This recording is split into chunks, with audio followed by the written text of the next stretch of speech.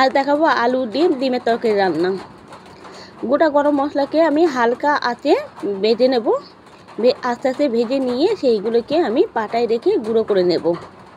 এবার কড়াইতে তেল দিয়ে সেই তেলটাকে গরম করে নিয়ে তারপর আমি ডিমগুলো দিয়ে দেব।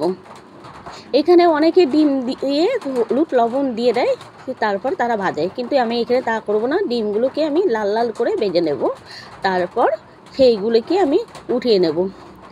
ওই তেলের মধ্যেই আমি আলুগুলো দিয়ে ভাজবো। আলুগুলো এমনভাবে ভাজবো, আস্তে আস্তে ভাজবো, আলুগুলো লাল হয়ে উঠবে। দেখবে আলু ভাজতে ভাজতে সেই আলু নরম হয়ে যাবে। তার মধ্যে দিয়ে দেবো আমি কাঁচা পেঁয়াজ, আর দেবো কুচি কুচি করে দেওয়া আদা, আর দিয়ে দেবো কাঁচা লঙ্কা দিয়ে নাড়াচাড়া করব। তার মধ্যে দিয়ে দেবো নুন হলুদ দিয়ে নাড়তে নাড়তে দেখবে ওর মধ্যেই পেঁয়াজগুলো নরম হয়ে গেছে।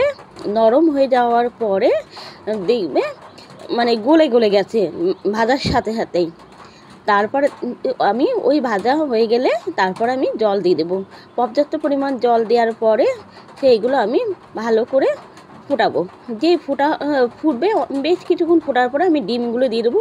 ডিম আলু একসঙ্গেই ফুটতে থাকবে। আমি এখানে কিন্তু ঢাকা দিইনি, ঢাকা না দিয়েই আমি এইগুলো রান্না করছি। তারপর দিয়ে দেবো শুকনো লঙ্কা দেওয়ার পরে তারপরে একটু মানে হবে। তারপরে আমি এখানে সামান্য পরিমাণ একটু চিনি দিয়ে দেবো। যে চিনি দেওয়ার পর তারপরে দেখা যাবে যে ঘন হয়ে যাচ্ছে।